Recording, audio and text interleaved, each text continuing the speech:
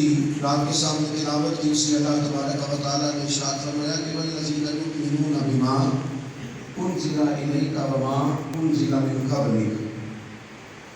فرمایا جب ایمانیات کی بات ہو رہی تھی تو ارشاد فرمایا کہ وہ لوگ جو ایمان لائے اس پر جو آپ کی طرف نازل ہوا، اور ایمان لائے اس پر جو آپ سے پہلے نازل ہوا، بالآخرت یؤمنون، اور آخرت پر وہ لوگ یقین رکھتے ہیں۔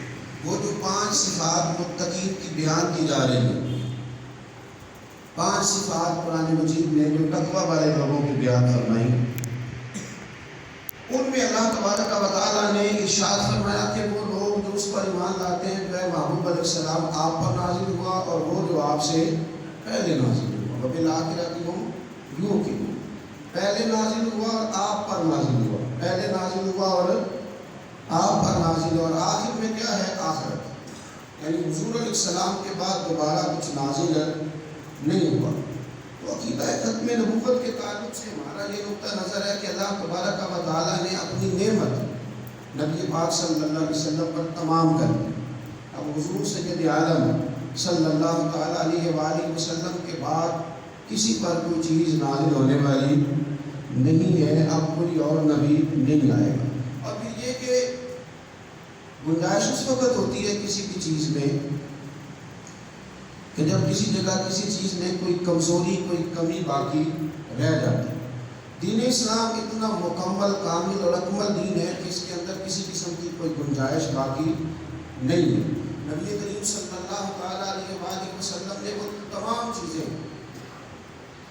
چیزیں جس کی کسی ایک انسان کو معاشی اخلاقی ضرورت ہو سکتی ہے، وہ ساری چیزیں رسول پاک صلی اللہ تعالیٰ علیہ وآلہ وسلم نے بیان کر دی اور ہمارے سامنے رکھ دی۔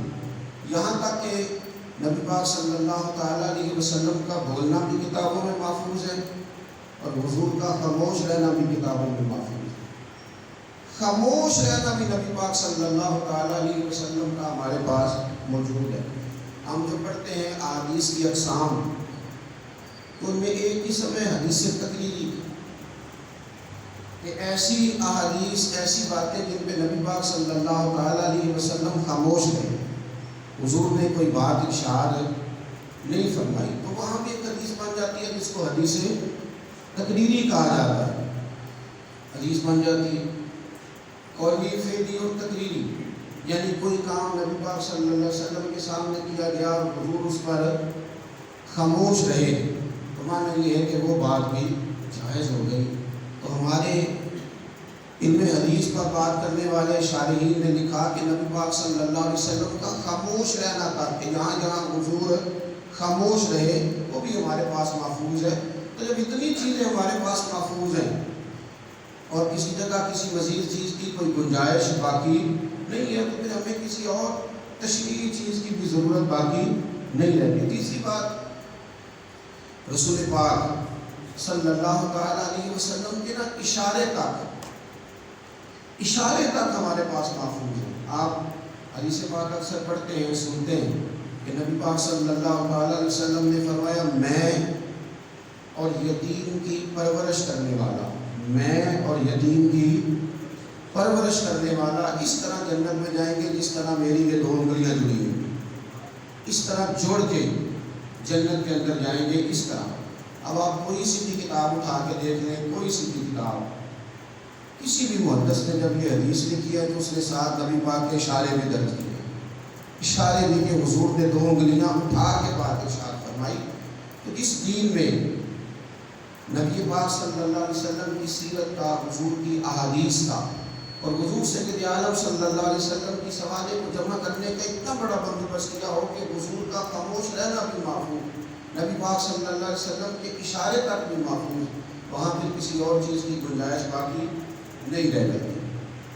اسی بات ہمارے ہاں میں نے جہاں تک پڑھا اور بہت سارے لوگوں کی گفتگو کو میں نے سنا، تو قادیانی 2-4 باتوں میں گفتگو تو کریں گے، یہ تو وہ کہیں گے کہ لفظ خاتم کا معنی بیان کریں کیا ہوتا ہے، اس کے مختلف تعبیرات کریں گے اور تعبیرات فاصلہ کریں گے، 2-4 اور 5 باتیں رٹی رٹائی ان کے ہاں جو ہمیں ملتی ہیں اکثر، اس کو ڈسکس تو ضرور کریں گے، لیکن اگر ان سے آپ یہ کہیں کہ مرزا صاحب کے کردار پر بات کریں تو اس پر وہ کلام کرنے کو تیار نہیں ہوں گے۔ درجنوں سینکڑوں کتابیں لکھی گئیں مرزا صاحب کی اس بات پر، درجنوں سینکڑوں کتابیں کہ ان کے قول فعل میں تضاد تھا، کبھی کچھ کہتے تھے، کبھی کچھ کہتے تھے، کبھی کوئی بات کرتے تھے، لیکن کسی جگہ بھی وہ ان کے کردار کو ڈیفینڈ کرنے کے لیے تیار نہیں ہوئے۔ قرآن مجید نے نبی پاک صلی اللہ تعالیٰ علیہ وسلم کے کردار کی عظمت کو بیان کیا تو فرمایا فقط لبثت فیکم عمرا من قبلہ افلا تعقلون۔ فرمایا محبوب علیہ السلام آپ ان سے فرما دیں کہ میں تمہارے بیچ عمر گزار چکا ہوں، تمہارے بیچ عمر گزار چکا ہوں، کیا تمہیں عقل نہیں؟ نبی پاک علیہ السلام نے یہ اعلان فرمایا کہ میں تمہارے درمیان عمر گزار چکا ہوں، تمہارے بیچ رہ چکا ہوں، کیا تمہیں اس بات کی عقل نہیں؟ تمہیں شعور نہیں؟ تم سمجھتے نہیں؟ میری طرح کا کسی کا کردار ہے تو بتاؤ۔ اور رسول پاک صلی اللہ تعالیٰ علیہ وسلم نے بار بار اس بات کا اظہار فرمایا، بار بار نبی پاک صلی اللہ علیہ وسلم نے یہ بات ارشاد فرمائی، اور بار بار رسول پاک صلی اللہ تعالیٰ علیہ وسلم نے لوگوں کو یہ دعوت دی کہ آؤ میرا اسوہ دیکھو، میرا کردار دیکھو۔ تو ایک ایسا شخص جس کی باتوں میں تضاد ہے، کردار میں تضاد ہے، جھوٹ بولتا ہے، بار بار ایسی باتیں کرتا ہے کہ جن باتوں سے گھن آتی ہے کہ کوئی با کردار شخص اس قسم کی گفتگو کر سکتا، لیکن کوئی ایسے شخص کو میدان کے اندر لا کے اگر کوئی شخص یہ دعویٰ کرے گا کہ یہ شخص معاذ اللہ نبی ہونا تو دور کی بات ہے، ویسے ایک صالح آدمی، ایک صالح مومن، وہ لوگ جو دین کی پیشوائی کرتے ہیں، اس طرح کے لوگ تو وہاں بھی قابل قبول نہیں ہوتے، اور بجائے اس کے ان کے لیے اتنا بڑا دعویٰ کیا جائے۔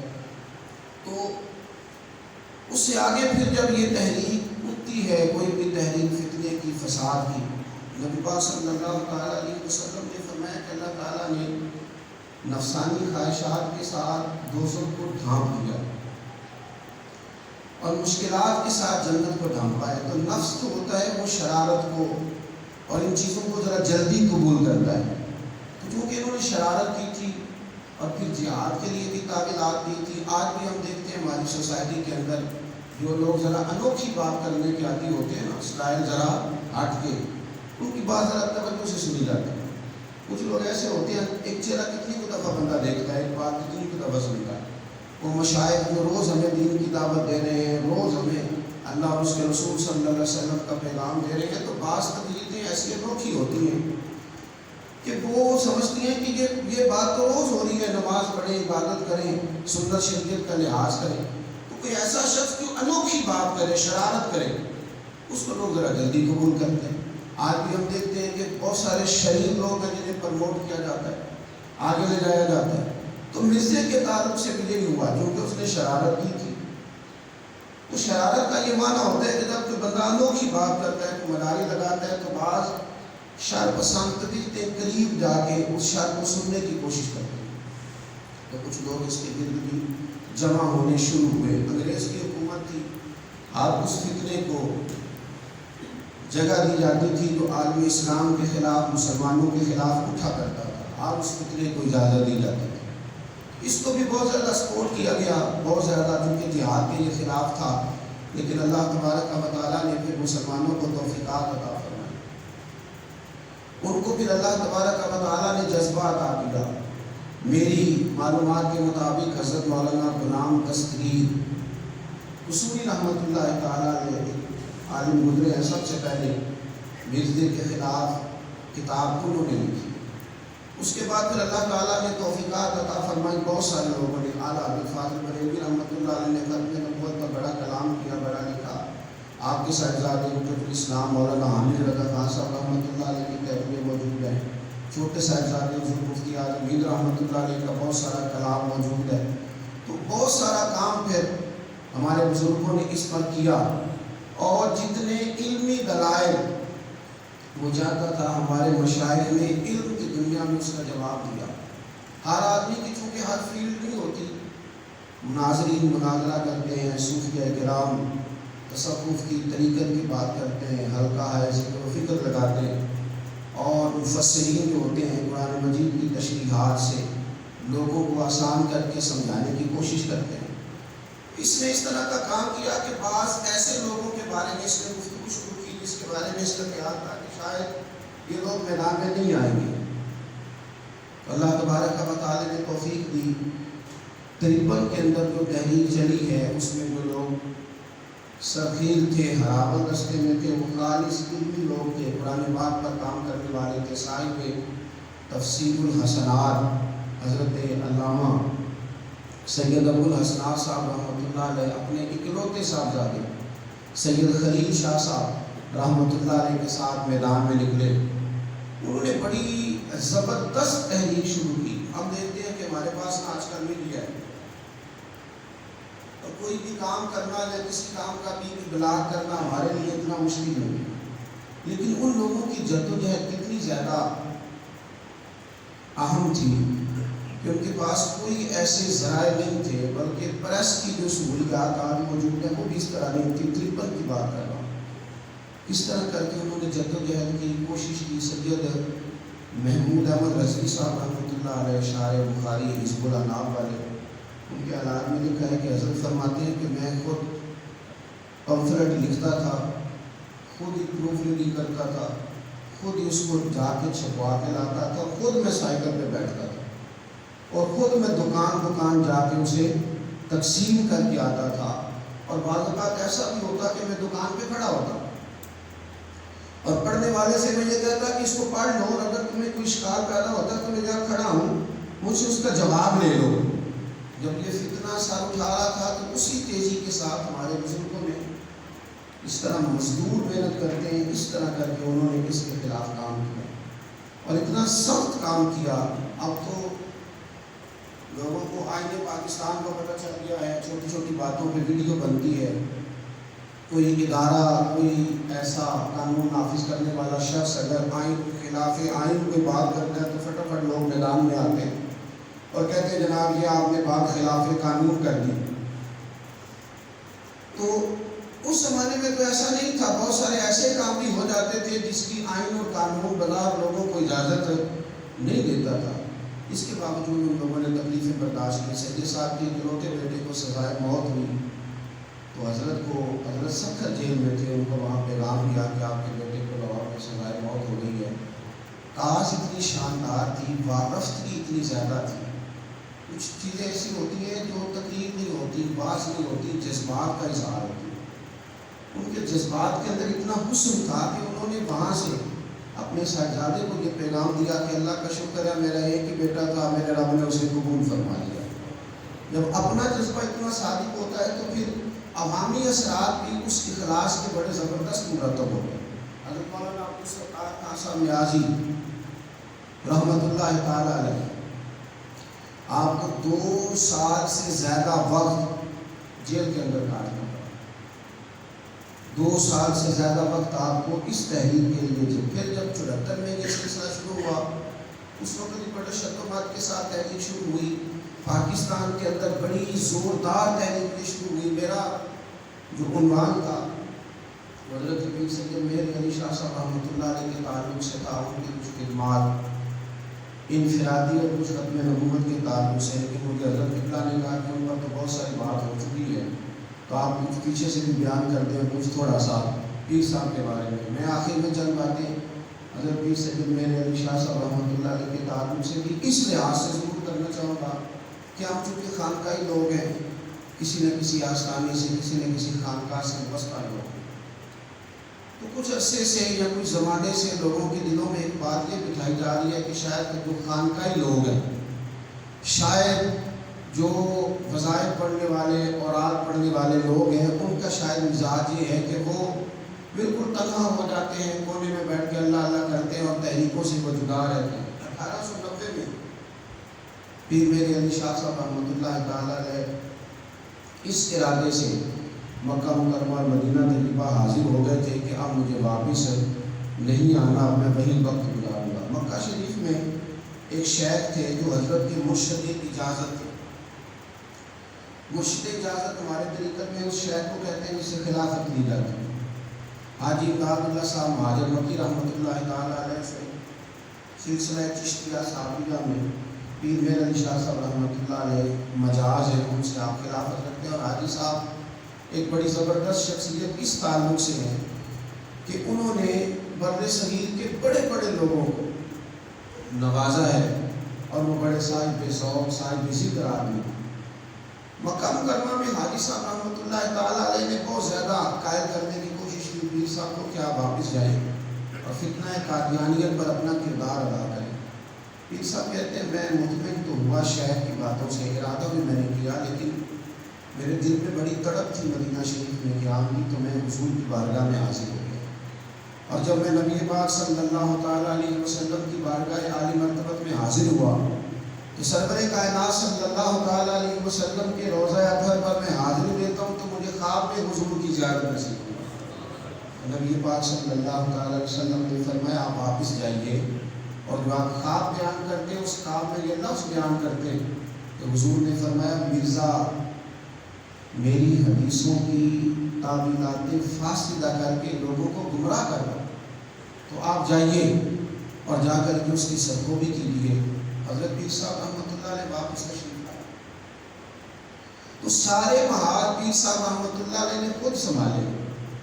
حضرت تاجدار گولڑا رحمۃ اللہ علیہ علمی محاذ بھی سنبھالا، آپ نے اس کے خلاف کتابیں بھی لکھی، اس کے دلائل کے جواب بھی اپنے قلم سے دیے، اور سیف چشتیاں آپ کی وہ تحریر ہے کہ جو قادیانیت کے تابوت میں شاید آخری کیل ثابت ہوئی، قلم کے زور پر آپ نے ایک بھرپور، اور آپ کبھی حضرت پیر صاحب رحمۃ اللہ تعالیٰ علیہ کتاب دیکھیں جہاں آپ کے حالات پر جو مہر منیر ہے اس کا مطالعہ کریں تو ایک زندہ اور جاوید آدمی، ایک میدان قلم کا آدمی جب بیٹھتا ہے اور وہ لکھتا ہے، اور جیسے محسوس ہوتا ہے کہ یہ شخص صرف اسی شعبے سے تعلق رکھتا ہے، اس بیدار مغزی کے ساتھ حضرت پیر صاحب رحمۃ اللہ تعالیٰ علیہ نے اس کام کو سنبھالا۔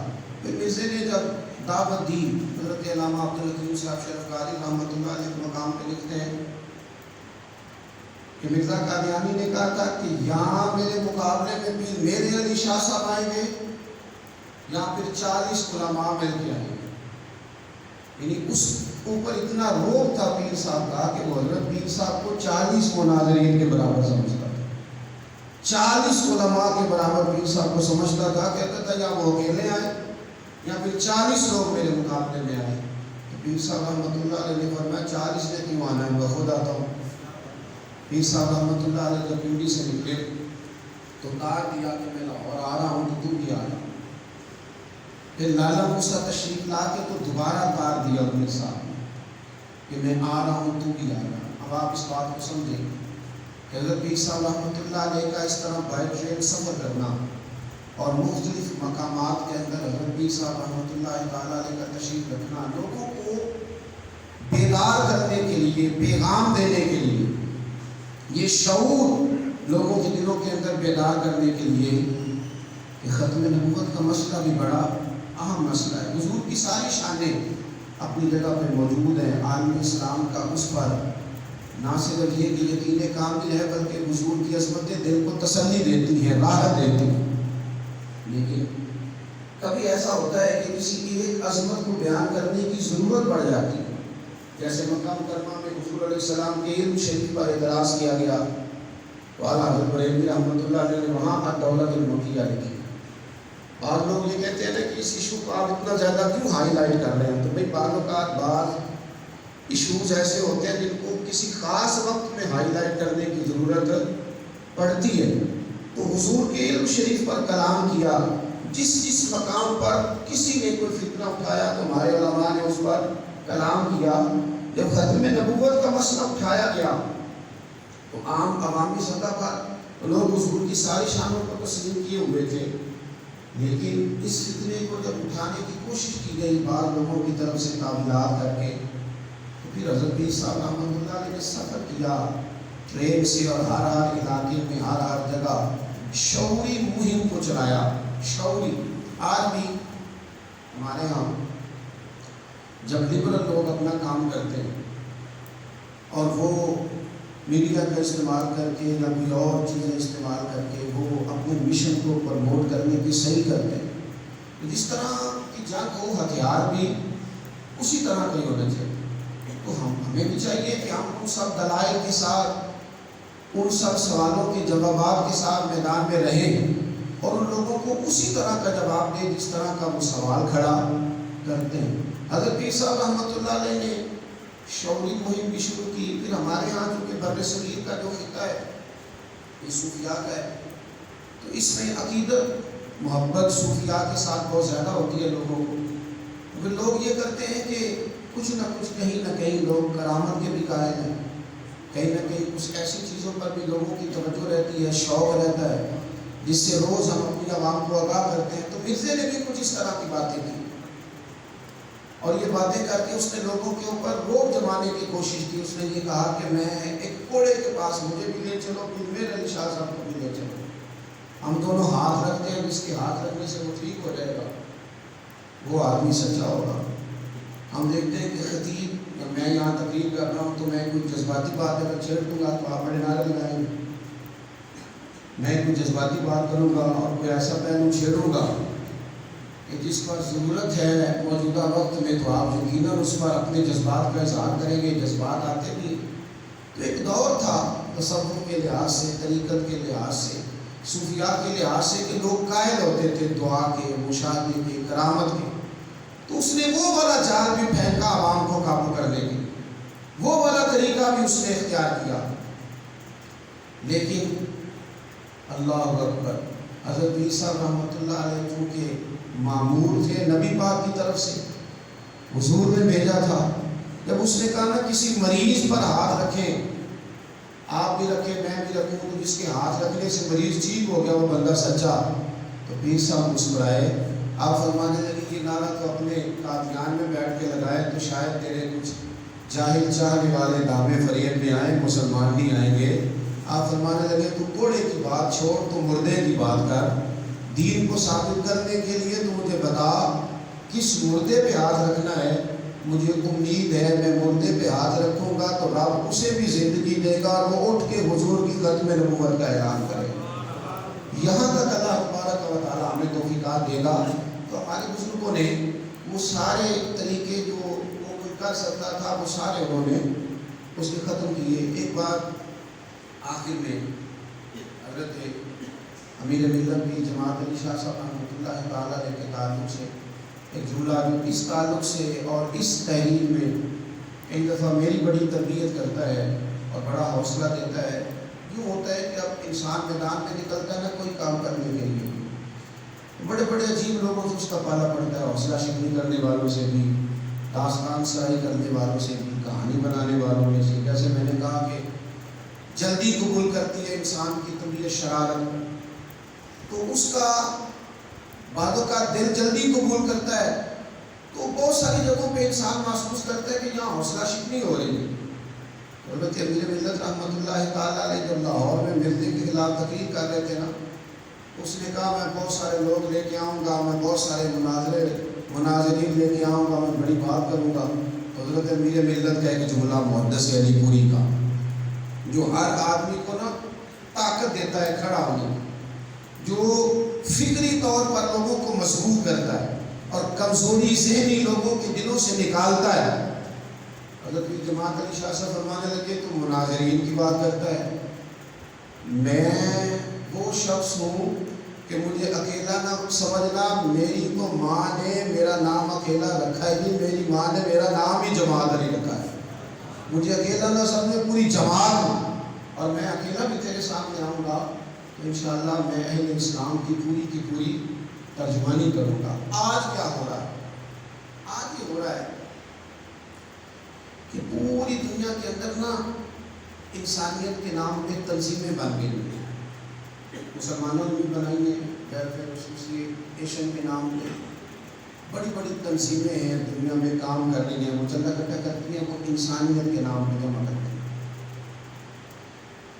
اور ہیومن رائٹس کی بات کرتی ہیں، انسانی حقوق کی بات کرتی ہیں. تو وہ یہ کہتے ہیں کہ ہم بلا رنگ و نسل اور بغیر کسی مذہب و مسلک کی تقسیم کے خدمت پر ہم انحصار رکھتے ہیں. ہمارے پاکستان میں بھی ایسے بہت سارے لوگ ہیں جنہوں نے یہ راگ الاپا اس پر پھر ان لوگوں نے یہ کیا کہ مسلمانوں کو اور بالخصوص جدید پڑھے لکھے طبقے کو یہ کہا کہ قادیانی ہو، مرزئی ہو، یہ لوگ بھی تو انسان ہیں، کیا دین انہیں انسان نہیں کہتا؟ آپ کا جو رویہ ان کے بارے میں اتنا سخت ہے اور آپ کے لب و لہجے میں ان کے بارے میں جو اتنی سختی ہے، تو کیا وجہ ہے؟ یہ انسان نہیں؟ انسانیت کے نام پہ چندہ جمع ہوتا ہے، اور ہم جب باہر اپیلیں کرتے ہیں تو کافی بھی چندہ دیتے ہیں مسلمانوں کو بہت سارے غیر پھر کام کرنے کے لیے، تو ہمیں بھی آپ اجازت دیں۔ تو عزیز بھائی یاد رکھیں کہ ہمیں ان لوگوں کو، ان اپنوں کو یہ بات سمجھانے کی ضرورت ہے کہ قرآن مجید نے کچھ ایسے لوگوں کا بھی ذکر کیا ہے جو جانور ہیں، بل ہم عدل، بلکہ جانوروں سے بھی بدتر ہے۔ جو مرتد ہو جاتا ہے نا، دین میں نقب زنی کرتا ہے، یہ اتنا بڑا مجرم ہوتا ہے کہ یہ جانور سے بھی بدتر ہو جاتا ہے۔